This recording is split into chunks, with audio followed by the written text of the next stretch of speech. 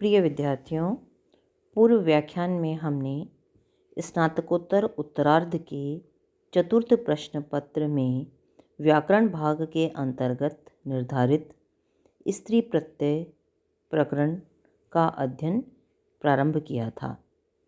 आज उसी क्रम में आगे बढ़ते हुए हम अगले सूत्र कृतात् करणपूर्वात् से अपना अध्ययन प्रारंभ करते हैं। देखिए, सूत्र है आपका कृतात् करणपूर्वात्। क्या कहता है ये सूत्र, क्या अर्थ है इसका? यदि अकारांत प्रातिपदिक के आदि में करण हो और अंत में कृत शब्द हो तो उससे परे स्त्रीलिंग की विवक्षा में गीश प्रत्यय होता है ना। यदि अकारांत प्रातिपदिक अंत में आ रहा है, जिसके ऐसे प्रातिपदिक के आदि में करण हो और अंत में कृत शब्द हो तो उससे परे आप क्या करेंगे? स्त्रीलिंग की विवक्षा में गीश प्रत्यय होगा। उदाहरण है आपका वस्त्रकृति। वस्त्रकृति का मतलब क्या है? वस्त्रेण कृता, वस्त्र के द्वारा जिसे खरीदा गया है। तो वस्त्रेण क्या है आपका? करण। करण तृतीय विभक्ति है आपकी। वस्त्रेण करण है आपका।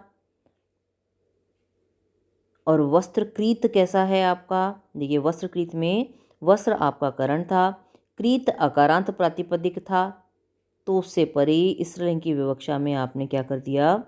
गीश प्रत्यय कर दिया। सामने करिए, अब इसको बनाइए। वस्त्रकृत प्लस गीश प्रत्यय। सूत्र दीजिए। कृतात् करणपूर्वात् सूत्र से अकारांत प्रातिपदिक वस्त्रकृत के आदि में करण और अंत में कृत शब्द होने के कारण उससे परे स्त्रीलिंग की विवक्षा में गीश प्रत्यय होगा।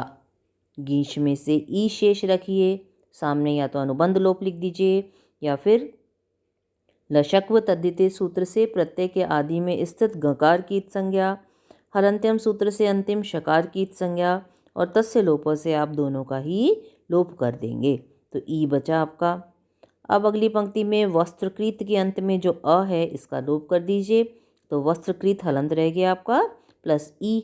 सामने दोनों सूत्र दीजिए। यचि भम सूत्र से आजादी प्रत्यय ई परे होने के कारण पूर्व शब्द समुदाय वस्त्रकृत की भ संज्ञा होगी और यस्यति च सूत्र से भ संज्ञक वस्त्रकृत के अंत्य अकार का लोप हो जाएगा। मिला दीजिए। वस्त्रकृति स्त्रीलिंग प्रथमा एकवचन में यह रूप सिद्ध होता है। स्पष्ट है? अब अगला सूत्र है आपका, ये महत्वपूर्ण सूत्र है आपके, स्वांगात च उपसर्जनात् असंयोगोपधात्, है ना। असंयोगोपधात्, असंयोग उपधात्, जिसकी उपधा में संयोग नहीं है। पहली बात तो उपधा किसे कहते हैं? अलो अंत्यात पूर्व उपधा। अंतिम जो स्वर या व्यंजन है उससे बिल्कुल पहले वाले वर्ण को हम क्या कहते हैं? उपधा कहते हैं। और वो उपधा कैसी होनी चाहिए आपकी? असंयोगोपद, जिसकी जो असंयोग, जिसमें संयोग ना हो। संयोग संज्ञा आपको बताई थी कुछ समय पहले अभी इन्हीं व्याख्यानों में। संयोग किसे कहते हैं? हलो अनंतरा संयोगः, स्वरों के व्यवधान से रहित हलों की संयोग संज्ञा होती है।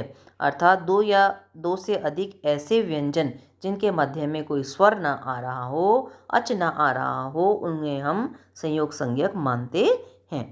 तो ऐसा होना चाहिए आप तो उपधा में संयोग ना हो जिसकी। और दूसरा उपसर्जनात्, जो उपसर्जन अर्थात गौण हो। स्वांगात, स्वांग ऐसे स्वांगवाची शब्द के अंत में होने पर अकारांत प्रातिपदिक से परे स्त्रीलिंग की विवक्षा में विकल्प से गीश प्रत्यय होता है।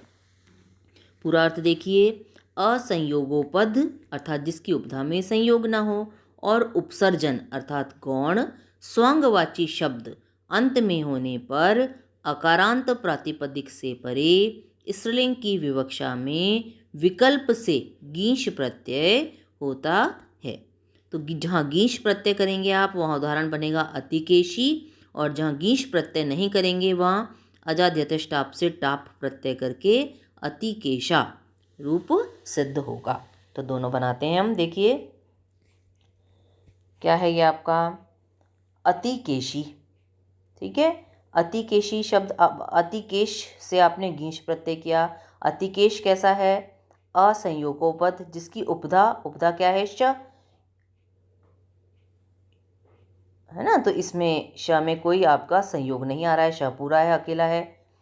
और उपसर्जन, केश आपके गौण होते हैं, स्वांगवाची तो है हमारा ये शब्द लेकिन गौण है ये, क्योंकि केश मुख्य अंग में नहीं माने जाते आपके। अंत में ऐसा है तो अकारांत प्रातिपदिक से परे स्त्रीलिंग की विवक्षा में आपने विकल्प से गीश प्रत्यय किया। तो करिए अतिकेश प्लस गीश प्रत्यय, सामने सूत्र दीजिए। स्वांगात च उपसर्जनात् असंयोगोपधात सूत्र से असंयोगोपद और उपसर्जन या गौण स्वांगवाची शब्द केश अंत में होने के कारण अकारांत प्रातिपदिक अतिकेश से परे स्त्रीलिंग की विवक्षा में विकल्प से गीश प्रत्यय प्राप्त हुआ। गीश में ई बचाइए, सामने अनुबंध लोप या फिर सूत्र लिख सकते हैं आप। लशक व तदिते सूत्र से प्रत्यय के आदि में स्थित गकार की संज्ञा, हलंत्यम सूत्र से अंतिम शकार की संज्ञा और तस्य लोप से आप दोनों का ही लोप कर दिया। अब अतिकेश के अंत में जो अ है इसका लोप करिए, जैसे अभी हमने किया था। यचि भम सूत्र से अजादि प्रत्यय ई परे होने के कारण पूर्व शब्द समुदाय अतिकेश की भ संज्ञा और यस्यति च सूत्र से भ संज्ञक अतिकेश के अंत्य आकार का आपने लोप कर दिया। तो अतिकेश हलंत रह गया, प्लस ई मिला दीजिए अतिकेशी, स्त्रीलिंग प्रथमा एकवचन में यह पद सिद्ध होता है। और जब विकल्प से गीश प्रत्यय नहीं करेंगे तो उदाहरण बनेगा आपका अतिकेशा। तो अतिकेश प्लस टाप करिए, ये सूत्र देना पड़ेगा लेकिन। स्वांगात च उपसर्जनात् असंयोगोपधात सूत्र से असंयोगोपद और उपसर्जन स्वांगवाची शब्द केश अंत में होने के कारण अकारांत प्रातिपदिक अतिकेश से परे स्त्रीलिंग की विवक्षा में विकल्प से गीश प्रत्यय होता है। अतः यहाँ गीश प्रत्यय न करने पर अजाद्यतश टाप सूत्र से टाप प्रत्यय प्राप्त होगा। अकारांत प्रातिपदिक अतिकेश से परे स्त्रीलिंग की विवक्षा में टाप प्रत्यय प्राप्त होगा। टाप में से आ बचाइए। चुटु सूत्र से प्रत्यय के आदि में स्थित चकार की संज्ञा, हलंत्यम सूत्र से अंतिम पकार की संज्ञा, तस्य लोप से दोनों का लोप या फिर अनुबंध लोप भी आप लिख सकते हैं। अब अतिकेश के अंत में अ है, सामने सवर्ण आ है, मिला दीजिए तो अतिकेशा बन गया। अकह सवर्ण दीर्घ सूत्र से आकार से परे सवर्ण आकार होने के कारण पूर्व पर अर्थात अ प्लस आ के स्थान पर सवर्ण दीर्घ का देश आ होगा। बिल्कुल ऐसे बनाना है। जब गीश प्रत्यय करेंगे तो आप चंद्रमुखी, और जब आप गीश प्रत्यय नहीं करेंगे टाप का आगम करेंगे तो बनेगा चंद्रमुखा। ये बना लीजिएगा आप।